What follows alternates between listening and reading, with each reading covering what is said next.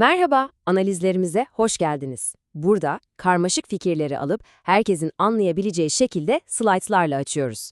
Ve tabii felsefenin derinliklerine birlikte dalmaya devam etmek için Kitap Felsefe kanalına abone olmayı unutmayın, olur mu? Şimdi, bugün sizi zamanda tam 100 yıl geriye götüreceğim. Bertrand Russell'ın Çin Sorunu eserine bakacağız ve o sarsıcı soruyu soracağız. Bir medeniyeti diğerinden daha iyi, daha üstün kılan şey nedir? Evet, her şey bu soruyla başlıyor aslında. Düşünsenize, bir toplumu diğerinden daha iyi yapan ne olabilir? Zenginliği mi? Askeri gücü mü? Belki de sanatı, kültürü mü? İşte Russell da tam bu can alıcı sorunun peşine düşmüş.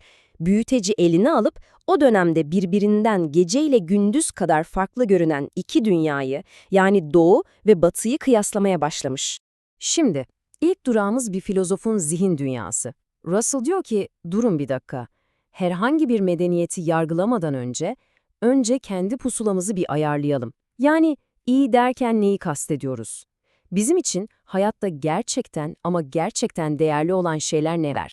Ve bakın, Russell bu işi yaparken böyle havada kalan soyut kavramlar kullanmıyor. Hayır, tam tersine hepimizin hayatında peşinde olduğu o somut temel şeyleri masaya koyuyor. Yani işin özü şu, bir medeniyeti değerlendirmenin en iyi yolu o medeniyetin içinde yaşayan insanlara ne kadar anlamlı, ne kadar dolu dolu bir yaşam sunduğuna bakmaktan geçiyor.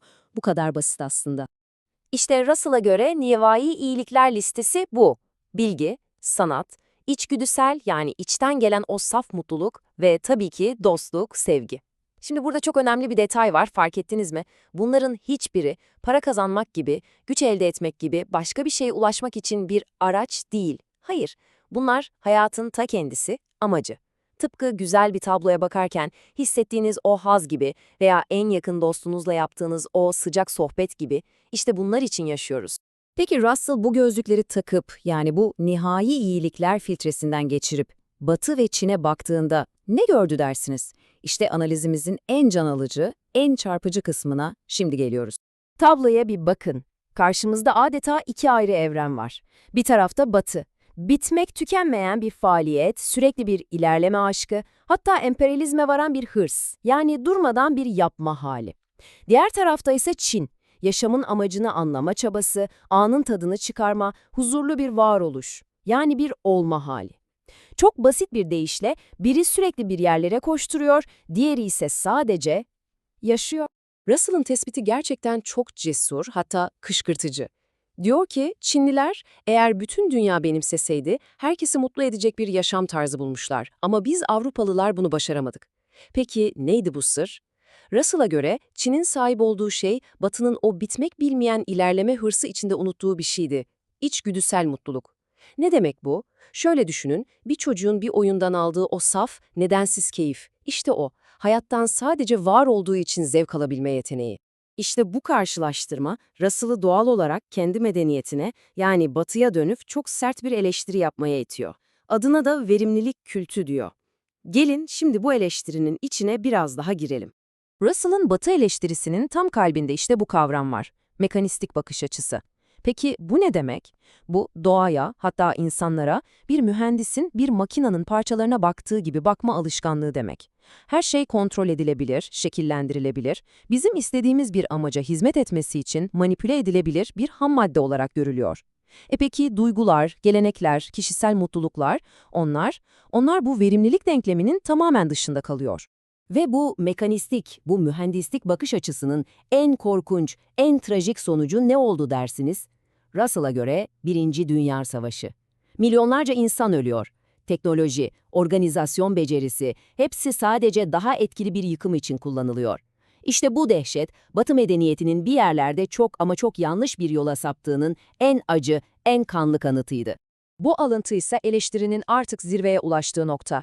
Diyor ki, bizim yaşam tarzımız çekişme, sömürü, durmak bilmeyen değişim, hoşnutsuzluk ve yıkım talep ediyor.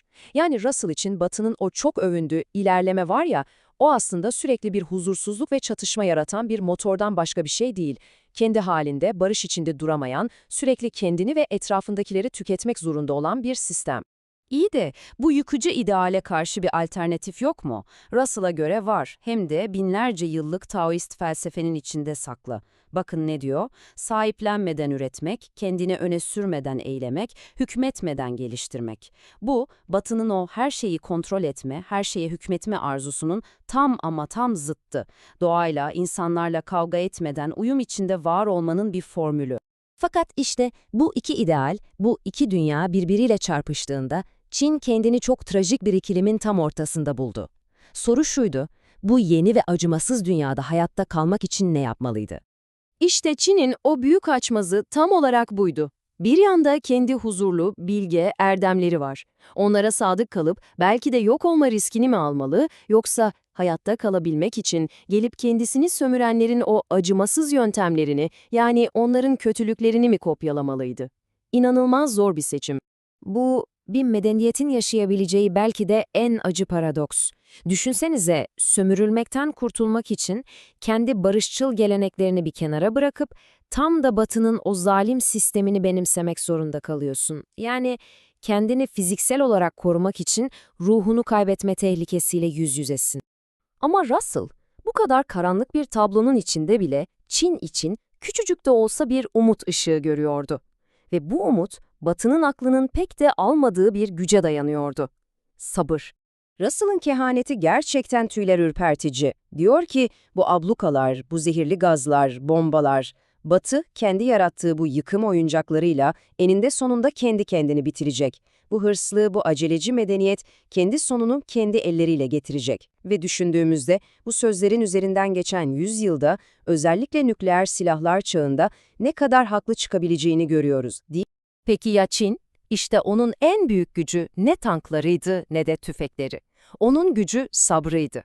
Çünkü Çin 10 yıllarla düşünmez, yüzyıllarla düşünür. İmparatorluklar kurulur, imparatorluklar yıkılır ama o hep oradadır. İşte Russell'a göre bu akıl almaz sabır Çin'i temelinde yok edilemez yapıyordu. Sadece fırtınanın dinmesini bekleyebilirdi, o kadar. Ve böylece Russell'ın tam 100 yıl önce sorduğu o soru, bugün belki de hiç olmadığı kadar geçerli bir şekilde gelip tam karşımıza dikiliyor. Bir medeniyet, dünyada başarılı olmak için gereken o acımasızlık, o hırs, o rekabet gibi kötülükler olmadan varlığını sürdürebilir mi? Huzur, bilgelik, erdemli olmak, bu acımasız dünyada aslında bir zayıflık mı demek? İşte bu sorunun cevabı belki de hepimizin geleceğinin anahtarını elinde tutuyor.